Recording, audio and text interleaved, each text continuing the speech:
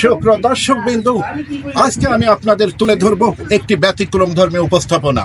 আজকে আমরা দাঁড়িয়ে আছি নৃসিংহপুর বুদ্ধি প্রতিবন্ধী ও আর্টিস্টিক বিদ্যালয়। আপনারা জানেন বিভিন্ন জায়গায় বিভিন্ন বিদ্যালয় অবস্থিত হলেও অটিস্টিক প্রতিবন্ধী স্কুলের গুরুত্ব কিন্তু অপরিসীম। আর এই অটিস্টিক প্রতিবন্ধী স্কুলটি অবস্থিত যশোর জেলার ঝিকরগাছা থানার নৃসিংহপুর নামক একটি গ্রামে। আর আজকে আমরা কথা বলবো এই অটিস্টিক প্রতিবন্ধী স্কুলের সুযোগ্য প্রধান শিক্ষক এবং প্রতিষ্ঠাতা। ভাই, আপনার সাথে কি একটু কথা বলতে পারি প্লিজ? আসসালামু আলাইকুম। ওয়ালাইকুম আসসালাম। কেমন আছেন? আলহামদুলিল্লাহ। ভাই, আপনার নামটা কাইন্ডলি যদি একটু বলতেন। মোহাম্মদ আমিরুল কবির। মোহাম্মদ আমিরুল কবির, অনেক সুন্দর নাম আপনার। আমি অত্যন্ত আনন্দিত আপনি প্রতিবন্ধী বাচ্চাদের নিয়ে কাজ করছেন এবং প্রতিবন্ধী বাচ্চাদের জন্য প্রতিষ্ঠা করেছেন একটি প্রতিবন্ধী স্কুল, যেটি 2016 সালে প্রতিষ্ঠিত। আর অত্র এলাকা থেকে বিভিন্ন প্রতিবন্ধী ছাত্রছাত্রীরা আপনার এখানে পড়াশোনা করে এবং আপনারা অত্যন্ত সুনামের সাথে প্রতিবন্ধী বাচ্চাদেরকে টেক কেয়ার করেন, যেটি অত্যন্ত গর্বের বিষয়। আমি আপনার কাছে জানতে চাই, আপনি কেন প্রতিবন্ধী বিশ্ববিদ্যালয় এই বিদ্যালয়টি প্রতিষ্ঠা করলেন? আমি স্কুলটা করেছি এজন্য যে এলাকার যেসব মানে বিশেষ চাহিদা সম্পন্ন বাচ্চা আছে তাদের সহযোগিতা, তাদেরকে মানে স্বাভাবিক বাচ্চাদের মতো কিভাবে আমরা করতে পারি, তাদের সেরাপি, তাদের এখানে ওইভাবে মানে শিক্ষা দিয়ে আমরা কিভাবে তাদের সমাজের মূলধারায় নিয়ে আসতে পারি, এর জন্য আমরা এই স্কুলকে করছি। আমরা চাই সবাই মানে ভালো থাকার জন্য। অনেক সুন্দর বলছেন। অর্থাৎ আপনি সমাজের পিছিয়ে পড়া যে বাচ্চাগুলো তাদেরকে নিয়ে কাজ করছেন, কারণ আপনি চান না কোনো শিশু পিছিয়ে থাক। যাই হোক, আমি আপনার কাছে দ্বিতীয় প্রশ্ন হিসেবে জানতে চাচ্ছি, আপনার অটিস্টিক প্রতিবন্ধী স্কুলে বর্তমান ছাত্রছাত্রীর সংখ্যা কত? বর্তমান প্রায় 500 জন মানে প্রতিবন্ধী বাচ্চা, বিশেষ চাহিদা সম্পন্ন বাচ্চা। Wow. 500 students studying in this প্রতিবন্ধী school. So dear listener, dear viewer, you have to think 500 plus students studying in this প্রতিবন্ধী school.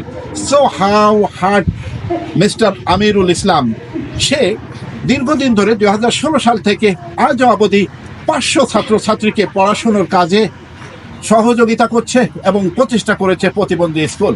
যাই হোক, আমি আপনার কাছে জানতে চাই, আপনার এই প্রতিবন্ধী স্কুলে যে জায়গায় আপনি প্রতিষ্ঠা করেছেন, এখানে প্রতিবন্ধী স্কুলের নামে কতটুকু জমি আছে এবং আপনি স্কুল যদি সম্প্রসারণ হয়, সরকারের যদি নেক নজর হয়, সেক্ষেত্রে আপনি আরও জমি বরাদ্দ করবেন কিনা? এখানে সরকারের নামে আপনার 25 শতক জমি মানে রেজিস্ট্রি হয়েছে।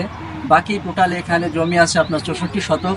আমার স্কুল যখন আরও বেশি সম্প্রসারণ করবে, বেশি মানে সরকারিভাবে কোনো ওইভাবে জায়গা লাগলে টোটাল 64 শতক জায়গা বা আরও জায়গা যদি লাগে সেখানে আমি সেটা চেষ্টা অনেক করব। সুন্দর বলছেন। ডিয়ার ভিউয়ার, 25 শতক জমি বর্তমান কিন্তু স্কুলের নামে আছে। যদি প্রয়োজনে আরো জায়গার প্রয়োজন হয়, মিস্টার আমিরুল সাহেব এই প্রতিবন্ধী স্কুলের প্রতিষ্ঠাতা এবং প্রধান শিক্ষক, তিনি কিন্তু আরো বরাদ্দ দিতে রাজি আছে। যাই হোক, আমি জানতে চাই আপনার প্রতিবন্ধী স্কুলে বর্তমান শিক্ষক সংখ্যা কত? বর্তমান শিক্ষক সংখ্যা আমাদের শিক্ষক কর্মচারী আর কি টোটাল 25 জনের মতো আর কি। Okay, so 25 employees working in this school. 25. Okay, next question. আপনি যেহেতু 2016 সালে এই স্কুলটি প্রতিষ্ঠা করেছেন, এখনো পর্যন্ত আন্তর্জাতিক কোনো অর্জন আপনার এই স্কুলের ছাত্রছাত্রীর মাধ্যমে আছে কিনা? আমার স্কুলের আন্তর্জাতিকভাবে যে স্পেশাল অলিম্পিক যেটা খেলা হয় মানে আপনার বিশেষ চাহিদা সম্পন্ন বাচ্চাদের নিয়ে, সেখানে আমার বাচ্চারা আপনার আমার স্কুল থেকে খুলনা বিভাগ থেকে 2 জন, সেখানে আমার বুদ্ধি প্রতিবন্ধী একজন, আপনার জার্মানের যে বার্লিন যে খেলা হলো আর কি আন্তর্জাতিকভাবে যেটা, সেখানে আমার এই বাচ্চারা ভলিতে আপনার স্বর্ণপদক পাইছে আর কি, ওখানে স্বর্ণপদক পাইছে।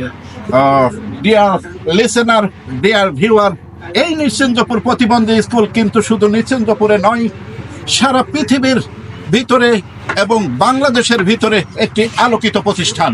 কারণ এই নৃসিংহপুর বিদ্যালয়ের প্রতিবন্ধী ছাত্র, তিনি কিন্তু জার্মানির সুদূর জার্মানির বার্লিন শহর থেকেও কিন্তু নিয়ে আসছে অ্যাওয়ার্ড। সুপ্রিয় ভিউয়ার, এই প্রতিবন্ধী স্কুলকে কোনো সময় আমাদেরকে অবহেলা করা উচিত নয়। মানুষ মানুষের জন্য, জীবন জীবনের জন্য।